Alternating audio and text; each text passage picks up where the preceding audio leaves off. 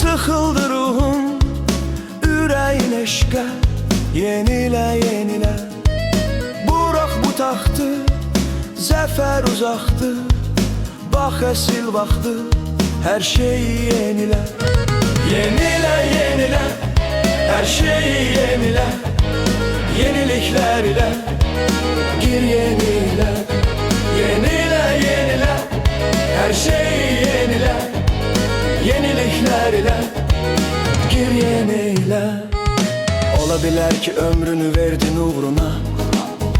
Yenilə o eşqə əgər əzab verirsə ruhuna. Nə xoş sənə qəlbində hələ də o gül durursa. Vida vaxtıdır lakin o gül yerində kül durursa. Düşünmə düşər yoluna, bəlkə də hər şey bu bahar. Ümidlərə bəsdir əgər illər boyu yağdısa o bahara qar. Yar dediyin yarən sənə yara verməyə həvəs edirsə, o yaralar səni döndərib olmadığın bir kəs edirsə, de ona əlvida bu qədər zülm əgər sənə bəs edirsə. Daha xoş bir duyğu varmı qarşılıqlı eşqin verdiyi hüzur kimi?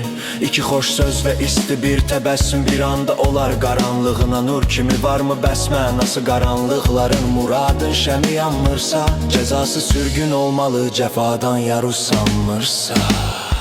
Sıxıldı ruhum, ürəyin eşqə.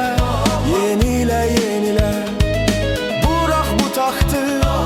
Zəfər uzaqdır, bax əsil vaxtı. Hər şeyi yenilə. Yenilə, yenilə, hər şeyi yenilə. Yeniliklər ilə gir yenilə.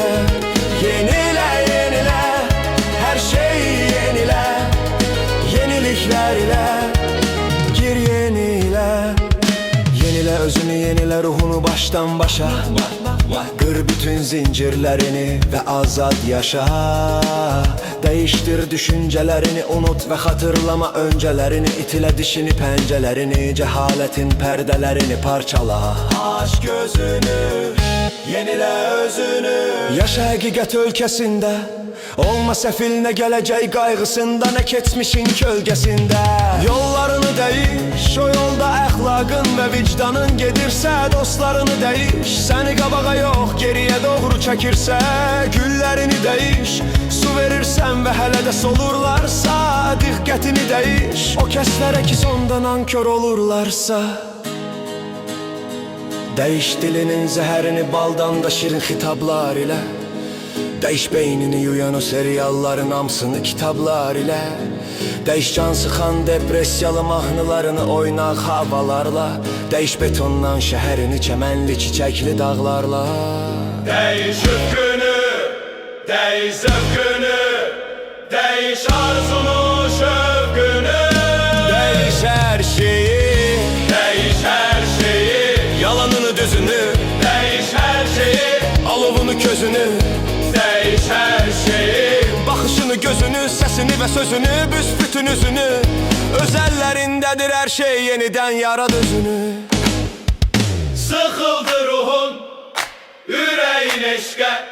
Yenilə, yenilə, burax bu taxtı. Zəfər uzaqdır, bax əsil vaxtı. Hər şey yenilə.